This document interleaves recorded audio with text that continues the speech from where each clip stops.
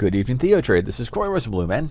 You're watching Theo, not the video, for the 3rd of August. It's a new month, and it's still 2021. And the market creeps higher. We're having this bull creep, which has continued throughout the better part of late 2020 and into early 2021.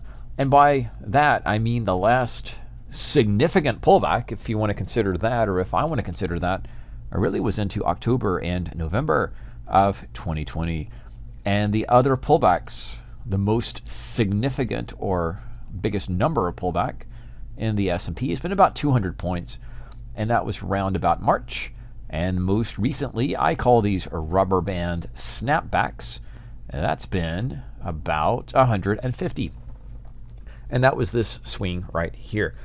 So as this uptrend continues, we have the reality of trading outcomes and risk and reward.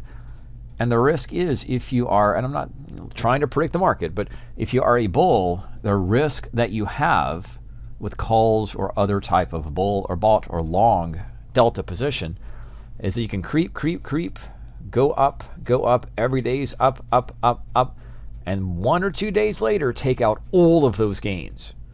That's the risk to the bull side of the market. To the bear side of the market, of course, the reward on the bull side, and the same thing over here.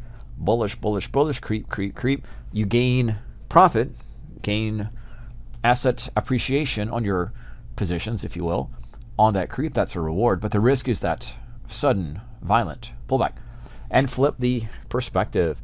On the put side or the bear side or the fade side of the market, which is shorting from above to get a little bit of a downswing or to play profit from the rubber band snapback, your risk is that the market creeps slowly against you, which requires a lot of patience, and then 1 or 2 days in the undetermined and uncertain future, you get your money and you get your put to profit. So that is where the market is right now. And until that changes, that is the structure we've had in place, I would say, since back to late 2020.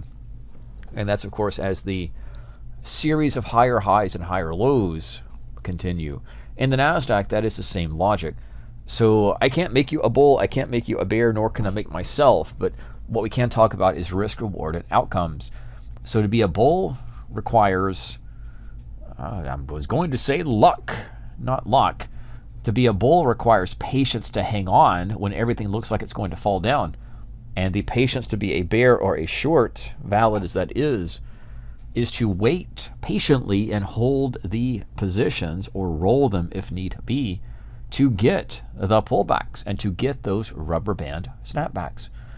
In the Dow mini futures, and I'm of course talking the S&P, but the Dow has continued to make a new, and we're sneaking them in. This is not like it's an impulsive all-time high like that in May into June, but it just snuck its way to an all-time high. And that happened maybe unceremoniously on Monday. So here's Tuesday back at the highs. That's, of course, the Dow mini futures. The one market that's a little bit different is the Russell. And the Russell is that small cap index. So it actually is better seen not as a trending environment, but as a range-bound market. And that takes place, again, between 2150, maybe as low as 2100, and up to 2300 and 2350. So in that sense, you can draw a box around the Russell. And in that scenario, this is range contraction or consolidation after a big range expansion. So that's your bullish creep. But in the S&P, you've had that continued upside drift. You have not had that in the Russell. Your puts or your bear side plays or the rubber band snapback effect has been a lot better and has given you more profits. In fact, it's relatively equal between the bulls and the bears in the Russell. And we want to play long against this lower bound. And I like to trade off and play to the midpoint, exit at the midpoint, because that's a 50-50 chance spot. There's a little bit higher odds that the market trades down or rotates down from these resistance points.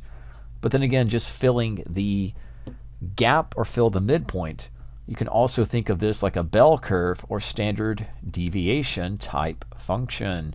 And that is how we play market profile or volume profile more so, or TPOs or other things to do with standard deviation and reversion to the mean.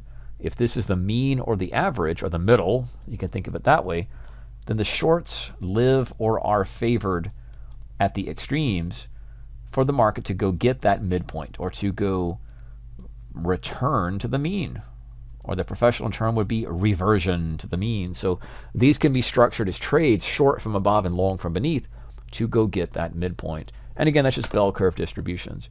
That is not really working out well in the S&P because that doesn't really have a bell curve. It is essentially more of a linear regression or linear trend line.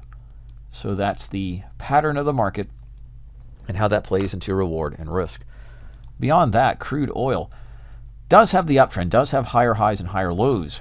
However, it has had deeper pullbacks and has had deeper rubber band snapbacks. And we are seeing crude oil trade down against resistance at 74, down to about 69 or 70. And that makes sense. Gold is the one market that eludes me and my trades, so I leave it alone, but it's still sideways. And it's relatively speaking it's very difficult to call this a downtrend. It's just more chop or consolidation similar to the Russell. So same thing in terms of the bell curve and this little distribution. So that is a short favored, longs favored, but I still think that is a little more choppy for trades. And the bond market is continuing to push to the upside. Let's step outside the equity market and take a look at some of the earnings plays that just took place. And just to name a few, this is, of course, big tech names. We'll take a look at the big tech names right now. And starting with Apple, we'll pull it up on a weekly chart on my right. These are earnings plays or earnings announcements. And, of course, the daily chart on the left.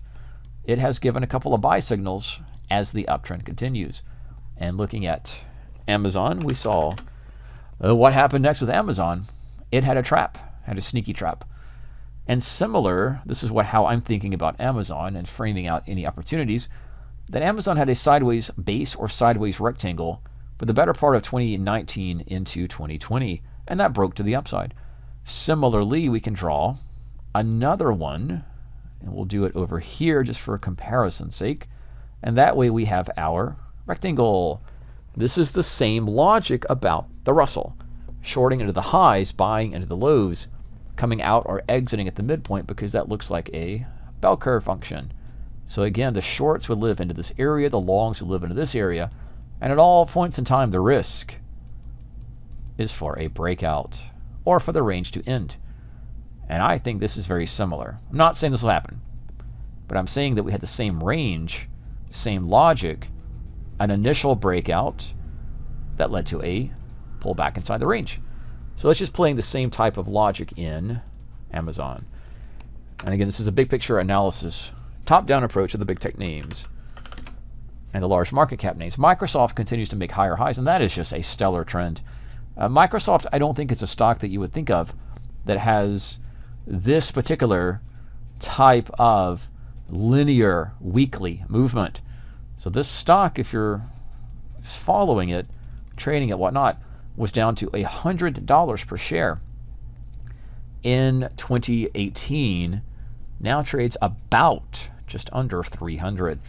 Now, one remarkable component or something to think about for Microsoft is that those of you that have been around a long time and traded Microsoft for a long time, this is a little bit shocking. This is not what the stock has done for a very long time. In fact, it's been more trading range centric. Trading range as in, it certainly had its days and had its uptrends, but on a monthly chart, even though it is trending up, it still has given plenty of consolidation. But the big picture is still uptrend. And that might not be the stock because it doesn't seem like it's innovating. It seems like it's not doing a lot, but it is. The stock prices, I mean, in terms of the corporation, in terms of their products and sales, but nevertheless, their stock and their price is continuing a strong uptrend. And we'll look at Facebook. Just again, we're looking at this very, very quickly to get a broad sense. Similar logic where you had this consolidation and a breakout. So we talk about range expansion or trending or volatile upside or downside moves, which gives way to range contraction or consolidation. That certainly took place in the better part. We can see it here in Facebook. So that same logic, whenever you get the breakout, the market does tend to go and extend and play stronger to the upside, but it does take breaking out, and a lot of patience. Patience is always the name of the game. And finally, I will look at Google. And this is one that's just shocking. These things are, it's just absolutely remarkable what these technology giants have been able to do, particularly after the pandemic. It almost seems like there was no pandemic, but it was, and that was a big cut to the stock price. But it's already been exceeded and almost tripled.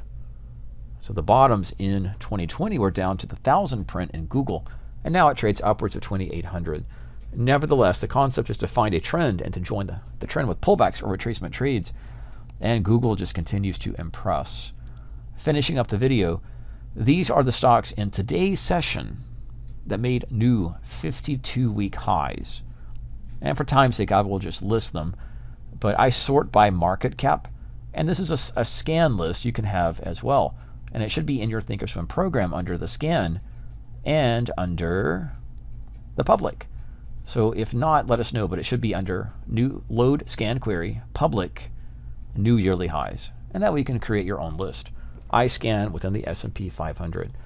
So bull market continues, uptrend continues. I'm not a big fan of using the word bull or bear market, but I am a fan of using quantified methods. Bull and bear is nebulous and not really defined, but an uptrend is a series of higher highs and higher lows, and usually has rising moving averages. That is quantifiable, that is scannable, and that is objective. And these uptrends do continue. As always, be careful and safe. This is Corey Rosenblum with tonight's Theo video update for August 3rd, 2021.